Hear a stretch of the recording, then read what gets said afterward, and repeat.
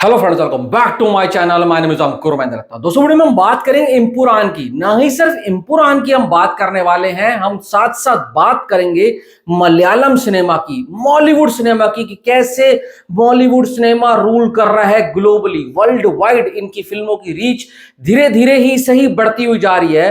तो ये धीरे धीरे जो इनका इतना सफर आगे बढ़ा है, कैसे बढ़ा है, इसके लिए क्या क्या किया है और कौन कौन इसमें इन्वॉल्व है, क्या सिर्फ एक अच्छा सिनेमा बना देना ही काफी होता है, इन सब मुद्दों के ऊपर बात करेंगे। इसलिए रिक्वेस्ट है वीडियो को पूरा देखना, एंड तक देखना। कुछ अच्छा लगता है तो चैनल को सब्सक्राइब जरूर करना। देखो, मैं बहुत सारी फिल्में देखता हूं, चाहे तमिल हो, चाहे तेलुगु हो, चाहे कन्नड़ हो, चाहे मलयालम हो, और बॉलीवुड में तो मैं रहता ही हूं। कहने का मतलब है हिंदी मार्केट साइड में तो मैं रहता हूं, तो यहां तो मैं देखता ही देखता हूं। इवन मैंने उड़िया फिल्में भी देखी है, मैं बंगाली फिल्म्स देखता हूं, हॉलीवुड भी कभी कभार देख लेता हूं, ज्यादा हॉलीवुड नहीं देखता हूं।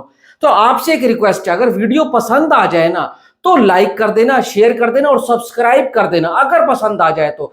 एक रिक्वेस्ट है, वीडियो को पूरा देख लेना। पूरा देखोगे तो आपको बात समझ आएगी मैं कहना क्या चाह रहा हूं। सबसे पहले हम इम्पुरान की बात करते हैं, फिर हम बॉलीवुड सिनेमा यानी कि मलयालम सिनेमा की बात करेंगे और इंडस्ट्री से इसको थोड़ा सा कंपेयर करेंगे कि ये उनसे अलग क्यों है। तो चलो शुरू करते हैं। सबसे पहली बात, इम्पुरान पहली ऐसी फिल्म बनने वाली है जो बॉलीवुड सिनेमा यानी कि मलयालम लैंग्वेज से आती है, जो वर्ल्ड वाइड कल 50 करोड़ से ऊपर का धंधा करने वाली है, बिजनेस करने वाली है। और सबसे बड़ी बात यह है कि 50 करोड़ रुपए ये एडवांस से कमा चुका है। तो सोचो डे वन बिजनेस कितना होगा।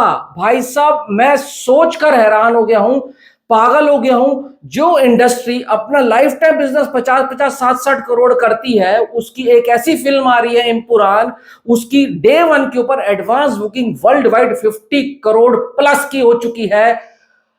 मैं बता रहा हूं, मजा आ गया सुनकर, ऑसम। अब दूसरी चीज, वीकेंड के लिए इनकी जो भाई साहब एडवांस बुकिंग हो चुकी है 80 करोड़ हो चुकी है। ये उससे भी बड़ी बात, अगर फिल्म अच्छी निकलती है, पब्लिक को पसंद आती है, तो हमें ये 50 करोड़ वाले दिन और देखने को मिलेंगे, क्योंकि छुट्टियों का सीजन आ रहा है, आगे ईद है। अब हम बात करते हैं ये ऐसा क्यों हुआ। सबसे पहले मैं आपको बताना चाहता हूं कुछ सीनियर एक्टर्स के बारे में, जैसे मोहनलाल सर हैं, ममूटी सर हैं। इन्होंने वो काम करा है जो अपनी यंग बेल्ट को तैयार करा है। मैं बात कर रहा हूं फात फाजिल की, मैं बात कर रहा हूं पृथ्वीराज सुकुमार की, मैं बात कर रहा हूं भाई साहब दुलकर सलमान की। दुलकर सलमान ममूटी सर के लड़के हैं, पर उनमें कहीं पर भी वो जो इल्जाम लगता है ना, ये भाई नेपोटिज्म है, ये है, वो है। अगर आप ममूटी सर का काम देखो और भाई दुलकर सलमान का काम देखो, कितना मंझा हुआ काम है। जिस एज में दुलकर सलमान इस तरह की एक्टिंग कर रहे हैं ना, जब वो उस एज तक पहुंचेंगे जहां पर आज ममूटी सर हैं, तो वो क्या करेंगे। पृथ्वीराज सुकुमार के सिनेमा के लिए पकड़ देखो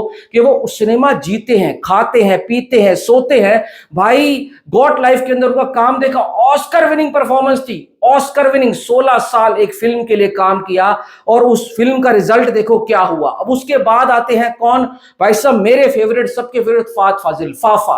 फाफा एक ऐसा एक्टर है, इनको किसी तरीके का रोल दे दो, वो रोल कितना मुश्किल हो, फाफा उसको इजी बना देता है, अपने तरीके से प्ले करते हैं। ये कैसे आता है, इनके खून में एक्टिंग है, इन्होंने एक्टिंग सीखी है, इन्होंने एक्टिंग जी है। अब देखो, आपको पता होगा, आप मलयालम सिनेमा से फिल्मों को फॉलो करते हैं, फाफा जब शुरुआत में आए थे ना इंडस्ट्री में, तो वो फेल हो गए थे, उन्होंने छोड़ दिया, वापस गए, मतलब विदेशों में गए, एक्टिंग क्लासेस ली, एक्टिंग स्कूल गए, दोबारा सीखा, फिर आए और ऐसी वापसी करी। आज पुष्पा में उनका काम देखो, तुम आवेशम देखो, सब कुछ फाड़ कर रख दिया। अब मैं आपको एक बात बताता हूं, जो दूसरी इंडस्ट्री जैसे तेलुगु इंडस्ट्री, प्रभास है, अल्लू अर्जुन है, रामचरण है, महेश बाबू है, इनमें से कोई भी ऐसे एक्टर नहीं है जो 100 करोड़ से कम पैसा लेता हो और इनकी फिल्मों का बजट 300-300 करोड़ रुपए होता है। अल्लू अर्जुन ने पुष्पा 2 के लिए 300 करोड़ चार्ज किए, जो उनकी अगली फिल्म आ रही है सन टीवी के साथ, और जो अटली बना रहे हैं 175 करोड़ की डील करी है और 15% प्रॉफिट। तो सोचो कितना वो चार्ज कर रहे हैं। मतलब मेरे कहने का है, शाहरुख खान 200 करोड़ पठान के लिए चार्ज कर रहे थे,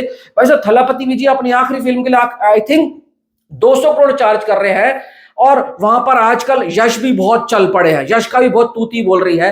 तो जैसे अगर मैं बताऊं आपको, तेलुगु सिनेमा के लिए बाहुबली ने काम किया। एक बाहुबली ऐसी सिनेमा आया कि उसने सारे तेलुगु सिनेमा के लिए रास्ते खोल दिए। तमिल से मेरे दिमाग में इंस्टेंट कोई फिल्म नहीं आ रही है, पर रजनीकांत सर की आप जेलर उठा लो, विक्रम उठा लो, लोकेश कनकराज की कितनी सही फिल्में थी, और उधर से भी जान पहचान बढ़ी।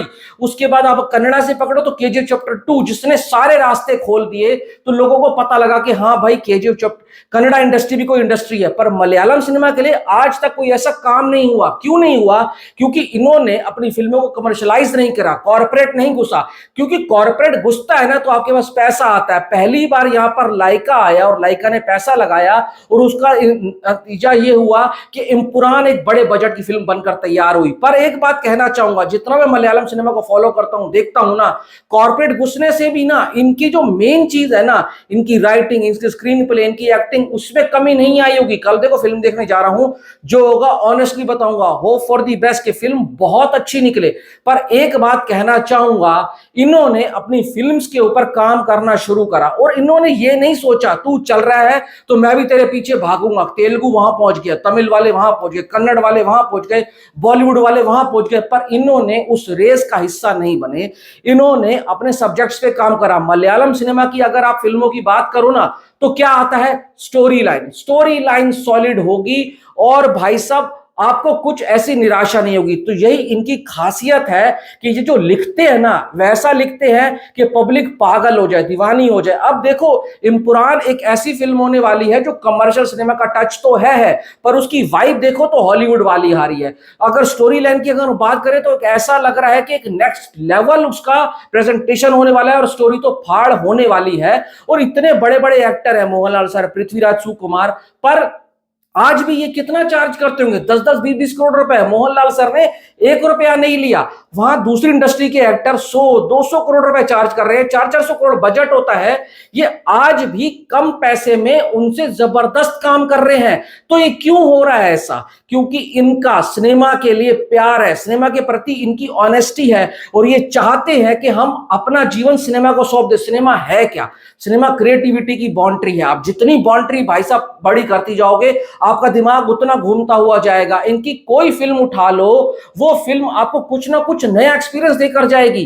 भाई साहब लास्ट ईयर इन्होंने एक से कल्ट क्लासिक फिल्में दी, जो कि बॉलीवुड में आकर भी कम आई। अब देखो मंजूमल बॉयज आती है, 15 करोड़ की फिल्म थी, है कितना पैसा कमाया। फिर गॉट लाइफ, क्या अलग ही फिल्म बनाई थी। उसके बाद आवेशम ले लो तुम, भाई साहब एक से एक फिल्में। मार्को ने तो पूरी दुनिया भर में तहलका मचा दिया। बॉलीवुड ने भाई साहब क्या बनाया?